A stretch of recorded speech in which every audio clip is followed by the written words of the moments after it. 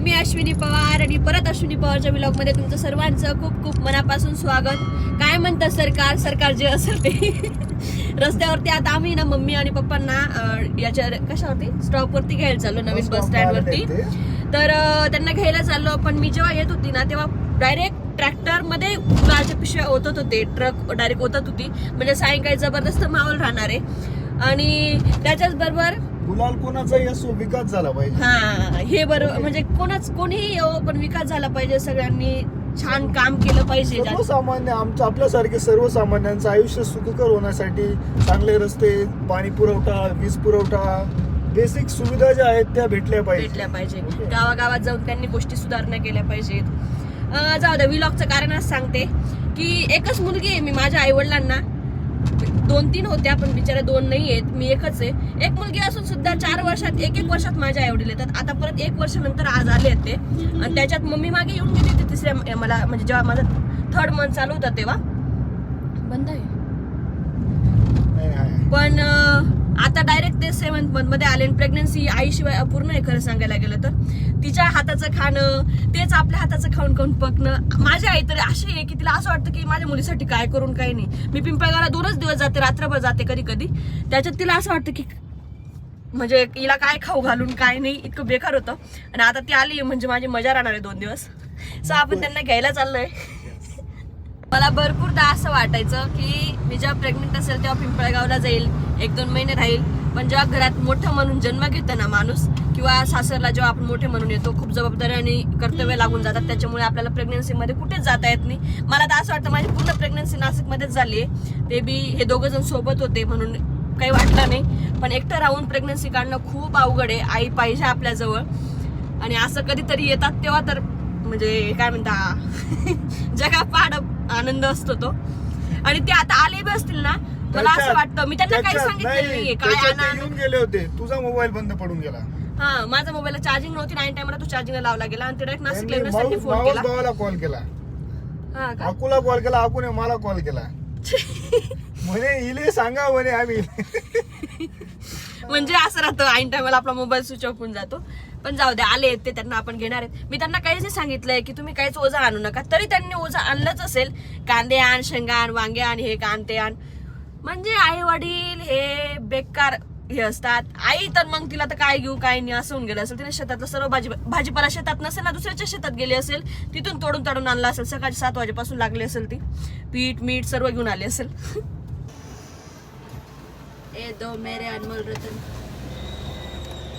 उडा मामा मामी इकडनं बसा.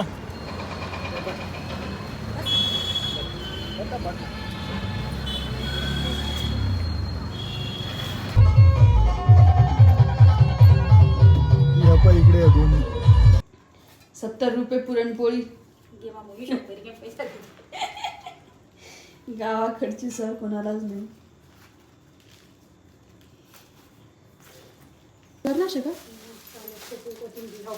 कोथिंबीर इथं 25ला जुडी होती काल. म्हणून गावाकडे राहण्याचा हा फायदा असतो. गावाकडे आपले आई वडील असतात. जेव्हा येतात तेव्हा असं भरघोस घेऊन येतात, जे आपल्याला कोणीच आणत नाही. नाशिकला मी भाजीपाला विकू शकते, एवढा भाजीपाला आणला.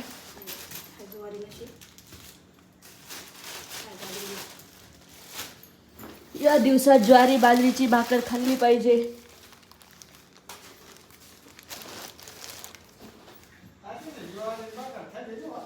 नाही, ती कराणी काय कराणी माहिती का, गरम पाणी मग भिजाले पीठ एकदम बारीक. किती तुम्ही कशी बी लाटी ना ती डायरेक्ट लाटानी तरी मुडत नाही.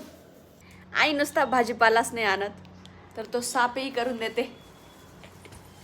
आम्ही मस्त भाजीपाला साफ करण्याचं काम चालू आहे. माझ्या घेतलेल्या ज्या साड्या होत्या त्या तुम्हाला दाखवल्या आहेत, अजून दाखवणार आहे मी उद्या परवा. त्या साड्या आणलेल्या होत्या त्या दाखवल्या. कारण आईसोबत आपल्या गोष्टी शेअर करण्याचा आनंद वेगळाच असतो. आणि तो मला तर खूप उशिरा भेटला. 7 महिन्यानंतर. आता पुढे आपला हा व्लॉग कंटिन्यू होणार आहे. अहोंचं काम चालू आहे, सकाळपासून तो रूम पॅक आहे. ते आले, मस्त त्यांना पोहे वगैरे केलं थोडंसं. त्यांनी मला सांगायला पाहिजे होतं की आम्ही जेवण करून येणार नाही. फक्त पप्पांनी जेवण केलं होतं, मम्मीने जेवण केलं नाही. माझ्या पप्पांना इथं आले का मस्त पिक्चर बघतात ते. त्यांना असा साऊथ मूवी लावून द्यायचा, मग ते काही टेन्शन नाही, त्यांना ते बघत राहतात. नाशिकमध्ये त्यांना राहण्यासाठी एवढंच आहे, पिक्चर लावून द्यायचा. आणि त्यांचं म्हणणं असतं की घर खाली पाहिजे होतं बुवा. आता मला सांगा, बिल्डिंगांमध्ये घर खाली कसं काय असेल? त्यांचं म्हणणं खालच्या तळाला पाहिजे होतं, गावाकडे जसं असतं तसं नाही आहे. आपलं 2nd फ्लोअरला आहे, पण त्यांना सांगितलं जिन्याने खाली उतरून जा, फिरून येत जा म्हटलं तुम्ही. 2 दिवस राहतात ते कसे तरी. माझ्या मम्मीने तर आता सांगितलं सकाळ निघी जाऊ म्हणतो, तू सकाळ गे का कव जीव नको मग. सकाळ जासूत त्या सकाळ जाणार त्या गळ्यात ना आता तशी कधी जेवण नाही. मग डायरेक्ट एवढा केअर निघालाय भाजीपाला साफ करून, शेपू पालक सर्व भाजीपाला साफ करून दिला, फ्रीज भरलं गेलं. आता राहिलं फक्त ते करून खाण्याचा भाग. तुम्हाला जमतो मस्त. आणि मम्मीला माहिती मला वानोळा वनात तो खावायला एकदम आवडस जबरदस्त. मग त्यांना माझं काय कोंडाळा बिंडाळा सरळ लावतायस खातायस, फक्त तो सुवाला बोलतो जीवर जास, तरी ते करावं लागतं. आता आपण राहतो, आम्ही भाजीपाला करून आणते, तो पण करून टाकते मी. मला मदतीला कोणीतरी असलं मग अजून भारी काम होऊन जातं. जेवण काय बनवायचं हा प्रश्न आहे. मम्मीने आणल्या आहेत पुरणपोळ्या मिस्टर केडींना आवडतात, ज्युनियर पवारला आवडतात, 2 जण ते खाऊ शकतात. पण मला काही पुरणपोळ्या आवडत नाही, म्हणून मी विचार केला ते 2 जण बी काल मकर संक्रांतीच्या पुरणपोळ्या खाऊन आले आहेत. त्यांना पण खायची असेल माझ्या हातची खिचडी आणि मला खायची आहे भाकर आणि भाजी. जेव्हा पण मी पिंपळगावला जाते, मम्मी इथं येते ना, मला भाकर भाजी खाऊ वाटते. दररोज मी काय खाते याच्याशी मला काहीच मतलब नसतं. आईच्या हातचं जेवण हे वेगळंच असतं. पण आता मला असं कधी असं वाटतं, माझ्या आई दररोज इथं करून खाते, मला वाटतं की मी तिला करून खाऊ घाललं पाहिजे. पण आता कोणाला खाऊ घातलं पाहिजे ते आता तुम्ही सांगा मला. माझी जी अवस्था आहे त्याच्यात तर मला असं वाटतं की मला कोणतरी आहे तर खाऊ घातलं पाहिजे. पण नाही, आई ते आई असते शेवटी, बिचारी करून देते. आधीच्या काळात जेव्हा सासरे यायचे ना घरी, तेव्हा लोक असे सूटबूट घालून तयार असायचे, अजून पण राहतात. आणि इकडे आमचं सकाळच्या 10:30 वाजेपासून हा रूम सोडला नाही. आत्ता वाजलेत 8 घड्याळात. काय वाटतं तुम्हाला? 11:30ला क्लॉक टाइम आहे माझा. त्यांचे सासरे स्वतः पिक्चर बघतायत म्हणून त्यांना काही वाटत नाही, टेन्शन काही नाही, कारण त्यांना साऊथ मूवी खूप आवडतात. त्यांना चिल वाटतं मस्त. सन ऑफ सत्यमूर्ती पिक्चर लावलाय त्यांना. इकडे काम चालू आहे. निस्वार्थ आणि प्रेमळ भावनेने ती मला नुसती भाजी भाकर खाऊ घालते, पण त्या भाजी भाकरमध्ये जे प्रेम आहे ना ते कुठेच नाही. आणि प्रेग्नन्सी ही आईशिवाय अपूर्ण आहे. आणि देवाकडे एवढीच प्रार्थना करेल की हीच आई मला जन्मोजन्मी मिळो. I love you mamma. ही असते मराठी मूवीचं. मम्मी हा प्रकार एकदम जास्त करते आधीपासून. कोंडाळी आजारी माणूस जाय कुठूनच बसून. गावाकडे पिझ्झा सँडविच हे प्रकार नसून ह्या गोष्टी होतात ज्या आधीपासून आपले पूर्वज खात आले. हिरवा भाजीपाला त्यांच्या शेतातच राहतो, म्हणून त्यांना या पिझ्झा सँडविच या प्रकारच्या गोष्टी कधी त्यांना ते गोष्टीची अशी किंमत वाटलीच नाही. पण मला सुद्धा हा प्रकार खूप आवडतो. तो फक्त माझी मम्मी करून देते. 2 दिवस डीमार्टला अश्विनी त्याच्या आई वडिलांना घेऊन आलेली आहे.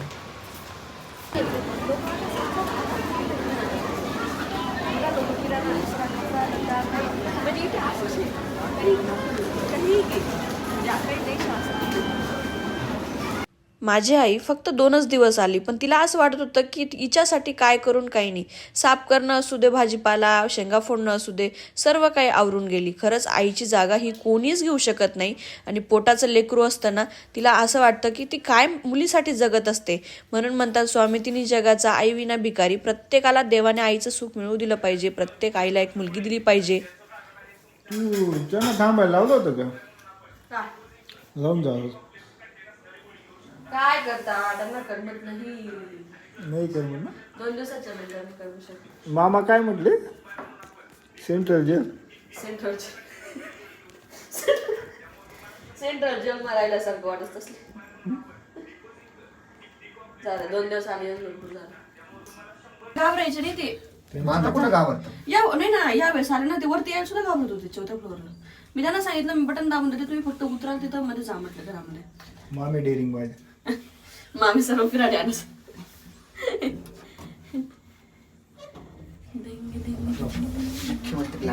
चलो चलो चलो. मी लाडकी बहीण नाही मुख्यमंत्री. अगं अशी मी वाचलं ते काय म्हणता 31 डिसेंबर पर्यंत केवायसी करायची होती आणि निवडणुकांमुळे बंद करून दिली ती प्रक्रिया. आता परत ते चालू करतील थोड्या दिवसात. ठीक आहे. आणि केवायसी करून बी जर मला पैसे नाही निवडणुकांच्या याच्यात ते हप्ते बी सेंड करत होते कारण त्यांना बंदी घातलेली होती पैसा वाटपाची. नाही आता मी केवायसी केली नाही भेटले मग करून टाकू जिंदाबाद काही टेन्शन नाही. सरळ बँकेत जाऊ. तू काय सावत्र बहिणचे का जेव्हा म्हणतो लाडकी बहीण. गावाकडचे आई वडील जेव्हा आपल्या घरी येतात तर 2 दिवसाच्या वरती राहू शकत नाही, पण 2 दिवस आले एकदम छान वाटलं. दुसरी गोष्ट, आई वडिलांशिवाय आपलं घर आणि आपला संसार पण अपूर्ण असतो. ते तुमचे असू द्या, माझे असू द्या, कोणाचेही असू द्या. चला इकडे या. आणि आता आम्ही त्यांना सोडायला जातोय. 2021 मध्ये ना जेव्हा माझं लग्न झालं होतं ना, मी दरवेळेस पिंपळगाव निघताना घरी जाताना रडायची. पण आता काही असं 4 वर्षानंतर एक गोष्ट का आली आहे जी तुम्ही मला सांगितली आहे की मुलीला सासर माहेर मिळावं म्हणून आपली आई सासरी नांदते. म्हणून आपली आई तिथं राहते, आपण इथं राहतो, आपल्याला संसार करावा लागतो. सो ए माझे 2 अनमोल रतन.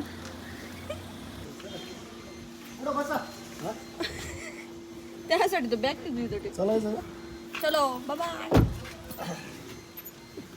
माझ्या पप्पांना जास्त बोर झालं होतं सेंट्रल जेल मारायला. त्यांना मोकळं राहण्यात ते म्हणे ऊन वारा सर्व लागतं म्हणे आम्हाला, मोकळं दिसतं सर्व. इथं काय ते कोण बंगला घे ना पुढे. पप्पांनी तर नाही सांगितलं होतं जायला. बंगला घे ना पुढे. मोठा बंगला केला पडेल, मला ग्राउंड बनवलं पडेल बाहेर. नाही ती जी होती ना डायरेक्ट दुवा होती.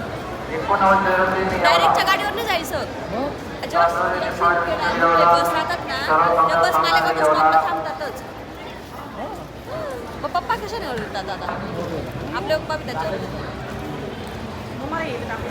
प्रत्येक मुलीसाठी हा क्षण खूप अवघड असतो, पण दोघांसाठी हसणं खूप गरजेचं असतं. आई आपल्यासाठी असते, आपण तिच्यासाठी असतो आणि संसार करण्यासाठी मजबूत बनतो.